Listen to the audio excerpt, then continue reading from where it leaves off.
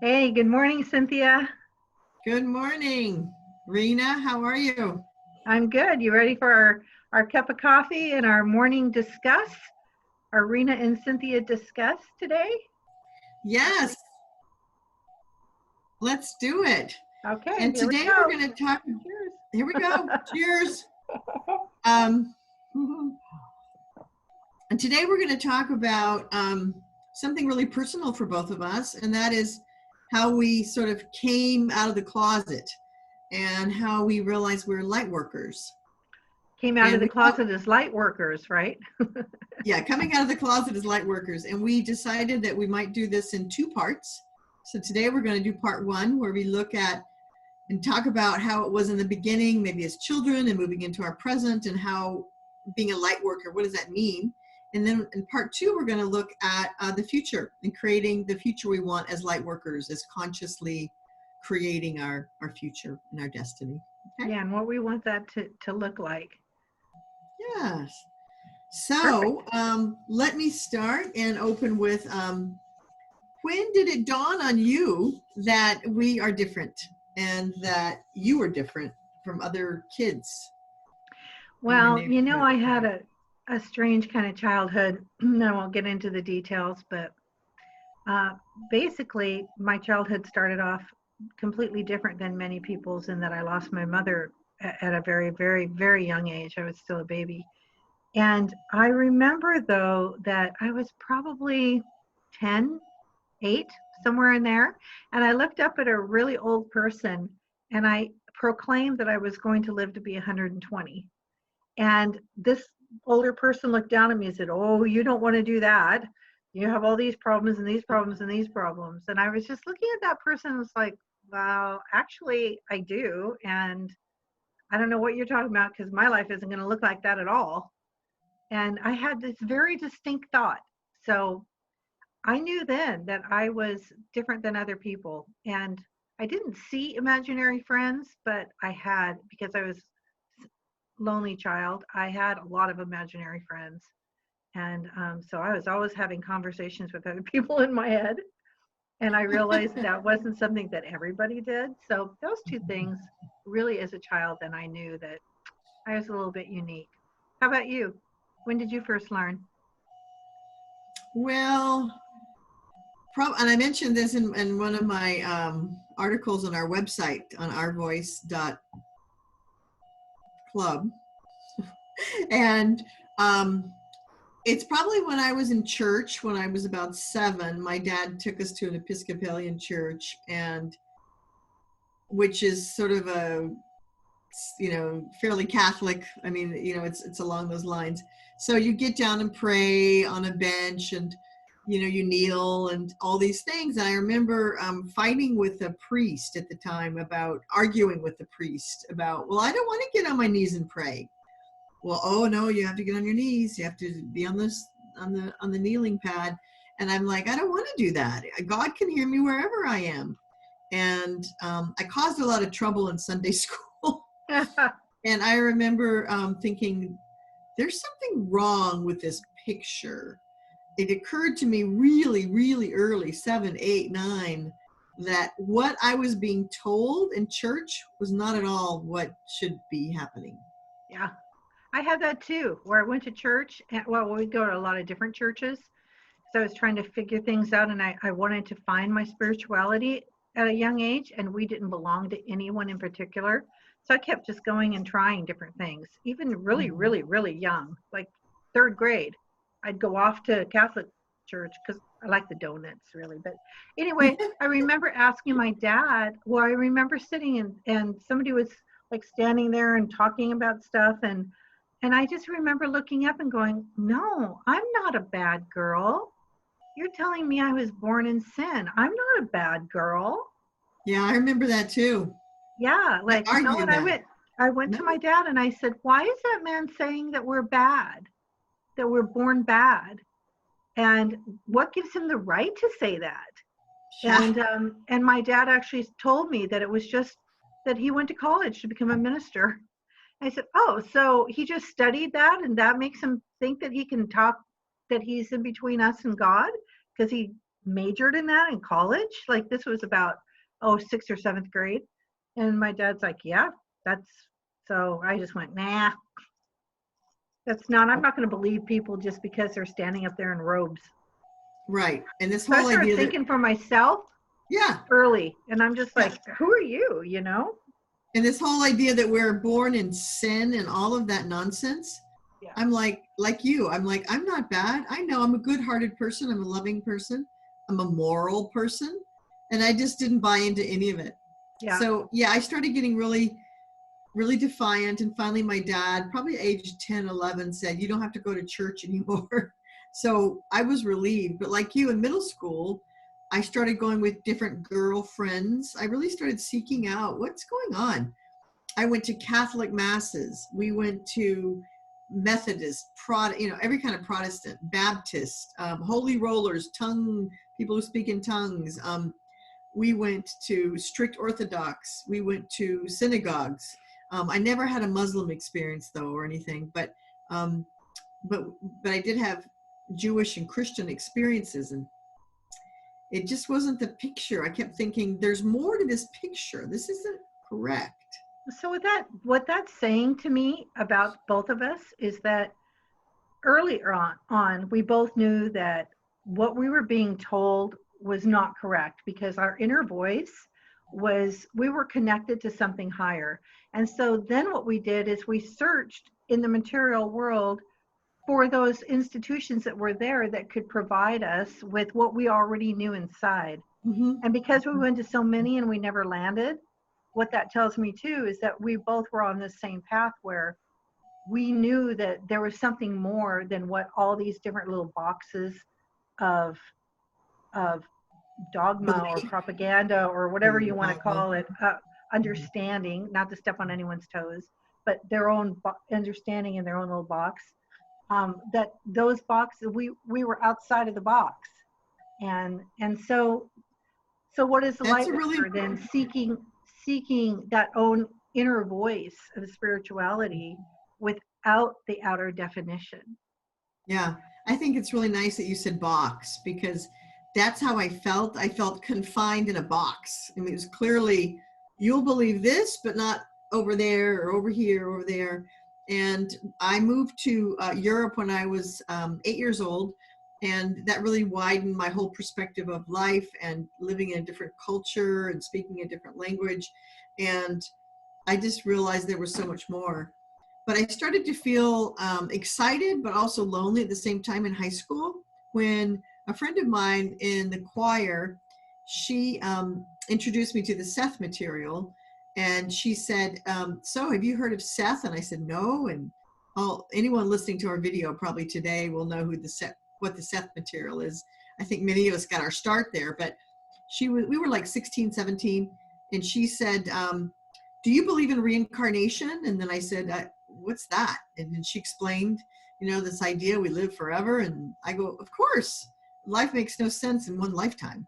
Right. I mean, it doesn't make any sense. It wasn't logical to only have one lifetime. And I guess that's a hard concept for a lot of people. So I started delving full-time, headlong into my spiritual studies, probably around 16, 17. And then here we are, all these many years later. Well, and then when I met you, what was that, in our early 20s? Yeah.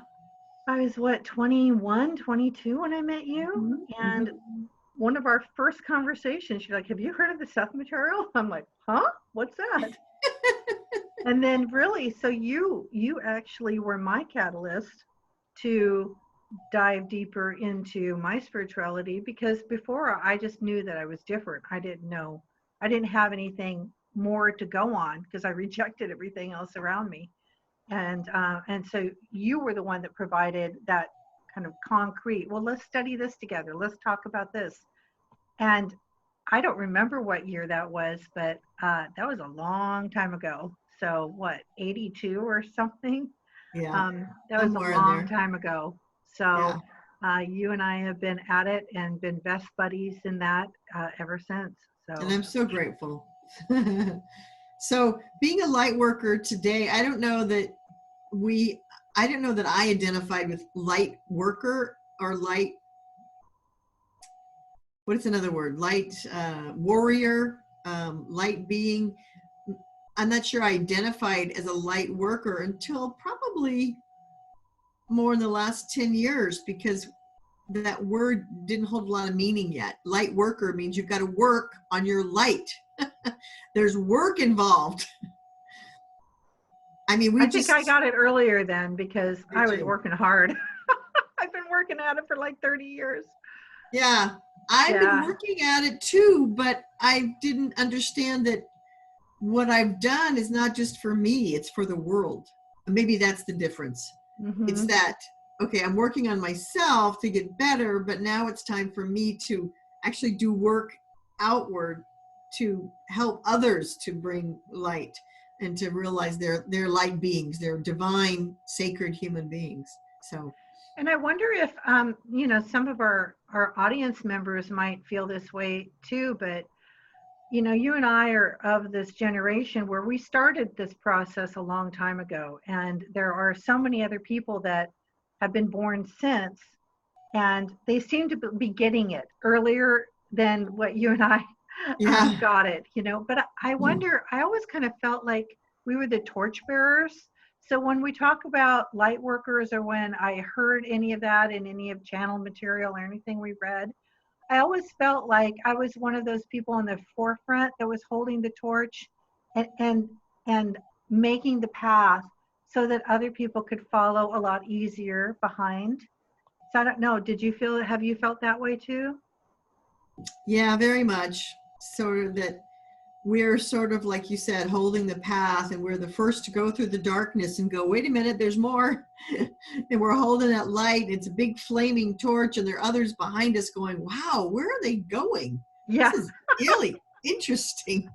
And I might follow those girls. Yeah. But and then some people are just waking up so fast now. Just right now, they're waking up. Oh, I get it. I got it. I've been studying since. Some people get on and say, oh, I've been studying since 2016. And I'm thinking, oh boy, we've been at it a lot longer than 2016. And these young people, they get it. They get it. In 2016, they woke up, and now they're totally just jumping ahead. Yep. You know, and that's so exciting. Yeah. I know. I think of young millennials like, or, you know, people that we know that we're following, and they're just so awake. But it's been a lonely path, though, I must say. It's been really lonely. And thank God I've had you. What parts of it are lonely to you? Tell me a few things that makes you say that. Well, I'm an extrovert, so being able to talk and process and find people interested in what I'm interested in. Mm-hmm. When I don't find that, I find I'm shut down. I feel shut down, and oh, that's dumb, or put down. And so it's like, but I want to talk about all this cool stuff, and then they're not there. They're not at all there. So it's been really hard. My own children, husbands, friends, you know, friends of girlfriends, husbands of girlfriends, wives of guy friends, whomever, my parents, just everyone. Just, you know, when you don't find they resonate with you, how do you be your authentic self when there's no one that wants to go there with you? So. Mm-hmm. Yeah, and for me, I think that it was the validation that in order to make it okay in my world, I made light of it. So I call it my woo-woo. And even my husband, he'll say, honey, do your woo-woo, you know, and we need to manifest a trip, or we need to manifest some money. Why don't you work on your woo-woo? And so we've made light of it because that was my way of making it okay and making myself feel like I'm not some kind of weirdo. But so I'm just kind of almost making fun of myself, you know. But again, though, it's taking it lighter and not taking it all so seriously. It is serious work, but part of my work and my journey is to be able to be lighthearted about things. And that includes being lighthearted about myself. So there's some of that too, but absolutely. And I would guess that there are a lot of people who consider themselves light workers and they feel different, and they feel like they probably can't talk to everybody, which is why we got together and created our voice.club, our website, right? Because the impetus for that was exactly what you were saying, that we both needed to have someone to talk to, and we could talk to each other, but there weren't that many other people who were on that same wavelength. And it's hard to reach those people if they're not in your immediate circle of your colleagues at work or your neighbors or your family. Then where else are you meeting them? And Right. now the internet is there, so we just thought, well, let's just open it up to people on the internet, and hence our YouTube channel that we're doing right now, right? So we invite you to join us in our conversations and this awakening process, and feeling like you're not alone if you do feel that way, if you resonate with this and you do feel that way. Yeah, and that's really why Join we us started. and have conversation with us, right?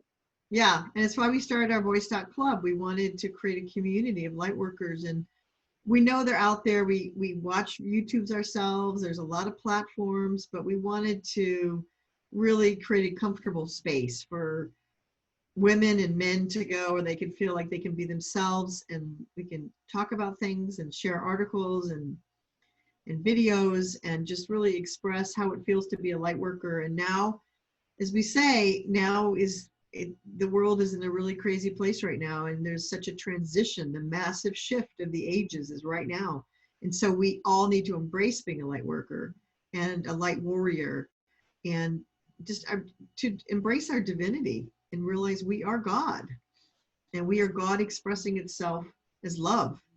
And so we need to share that. We want to share that and invite everybody. Beautifully said. Spiritual beings having a human experience. And then as we move through this path of having this human experience, then being able to share that, how to maneuver and navigate that in different ways. And one of the things, very quickly, I know we need to end this quickly, but one of the things that you and I have been talking about is frequency, and how to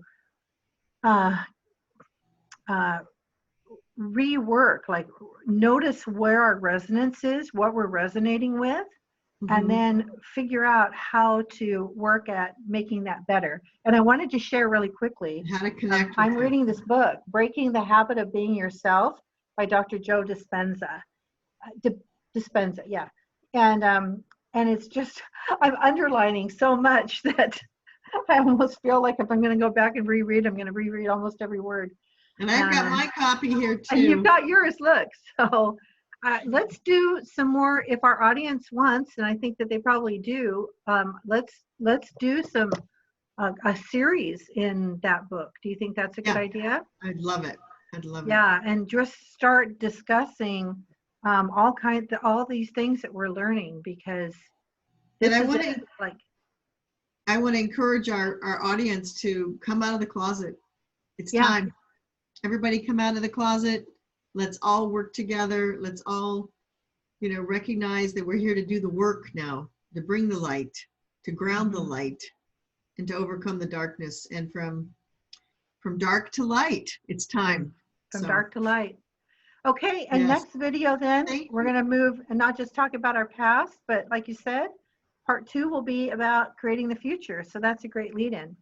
Yeah, we'll do that in part 2. So we'll see you all in part 2. Thanks for watching, and take care. Have a great day, everybody. We love you. Bye. And support you. And support you. Bye. Okay, bye.